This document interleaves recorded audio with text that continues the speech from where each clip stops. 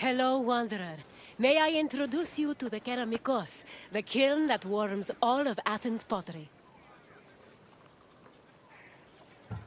The art produced here is some of the most beautiful in the Greek world. I envy the potter's skills, though I'm not quite as envious of their clay-stained hands. It's bad for the nails. The Caramicus was a special neighborhood in Athens, where potters created vases and containers that stood all over Greece. This tour will take you through the elaborate process needed to turn something as simple as muddy clay into ornate perfume vases and gilded wine cups. Come find me when you complete your visit, and we can talk more about what you've learned.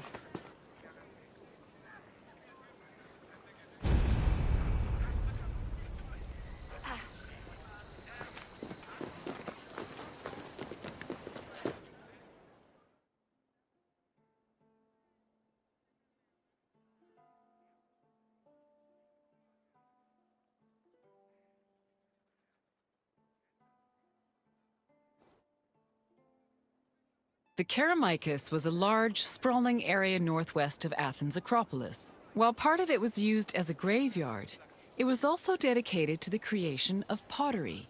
The Caramicus was so significant to the art form that its name lives on in the word ceramics.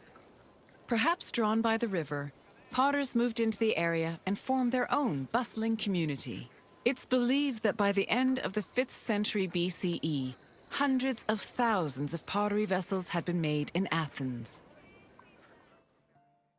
including everything from heavy, undecorated cooking pots to delicate and beautiful containers reserved for the most precious oils.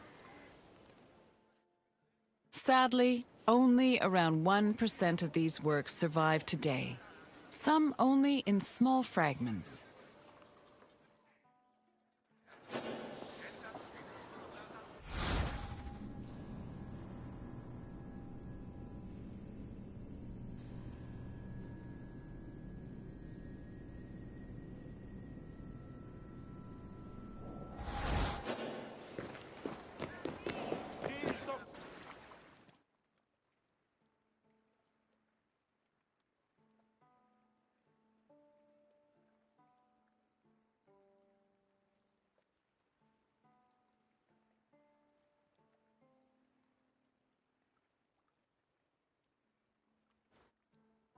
Raw clay from a river was hardly fit for a potter's wheel.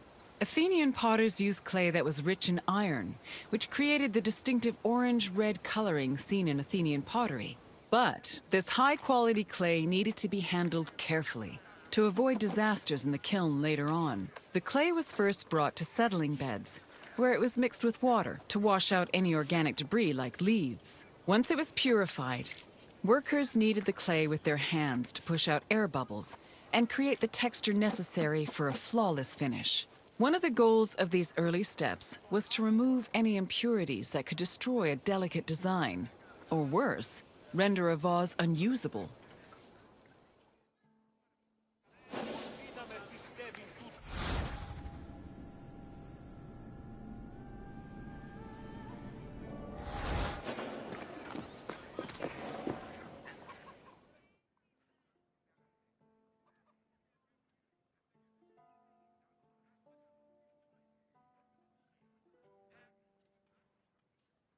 Once the clay was cleaned, it was up to the potter to shape it into a vase by spinning it on a wheel or pressing it into a mold. Their choice depended on what shape they wanted for the vase, but they also considered the possible scope of its decoration. Potters did not work alone.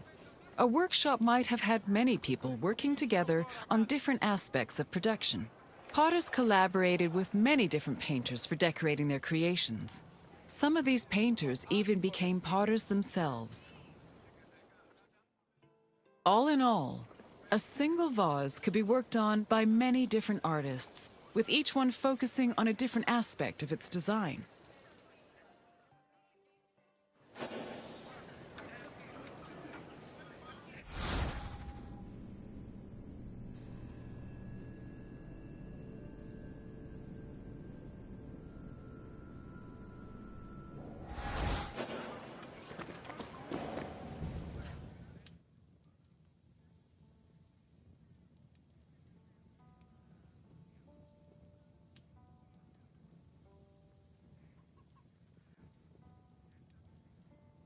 After the pots were shaped and decorated, they were packed into kilns for the lengthy and delicate firing process. The process had 3 stages: oxidation, reduction, and reoxidation.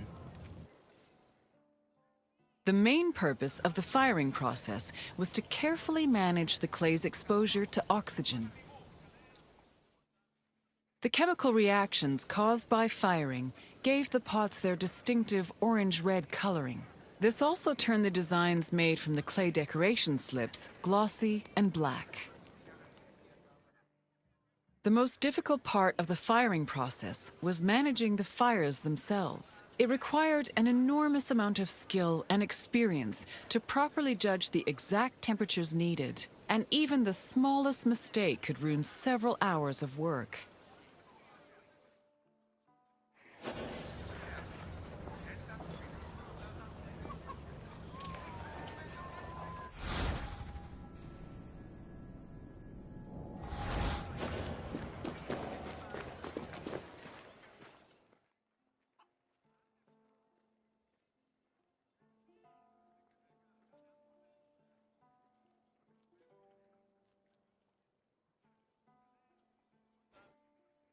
Vases could be decorated in all sorts of ways. Before 530 BCE, Athenian vases were decorated using the black figure technique, where figures and designs were painted as dark silhouettes.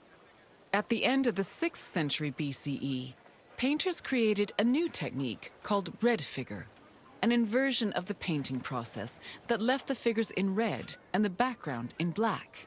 This gave the artist more freedom to better explore details like muscles and individual locks of hair. Designs were sketched onto the bare surface of the pot using a thin, sharp tool. Thin relief lines, which helped define subtle elements like facial features, were added using a brush made of a few stiff hairs.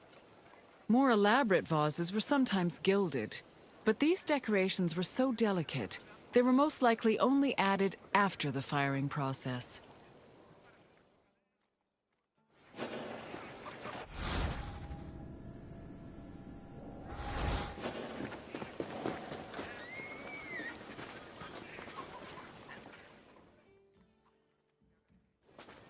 You've returned! As you can see, pottery was an arduous and delicate process, but was exemplary of the skill and craftsmanship that dominated Greek art and culture. Now, is there something else you'd like to do? Then let's get right to it, starting with an easy question. What was responsible for the orange-red color of most Athenian vases? Correct! Athenian potters worked with clay that was rich with iron, and that iron created a distinctive orange-red coloring. On to the next question. What were the chambers for firing pottery called? Correct. Pottery was fired in kilns, and the firing process was extremely precise and delicate in nature. You're almost done. Just one more question. The firing process was made up of how many stages? Correct. The 3 stages of the firing process were oxidation, reduction, and reoxidation. You know your pottery. Well done, Wanderer. It would be my pleasure. Follow me.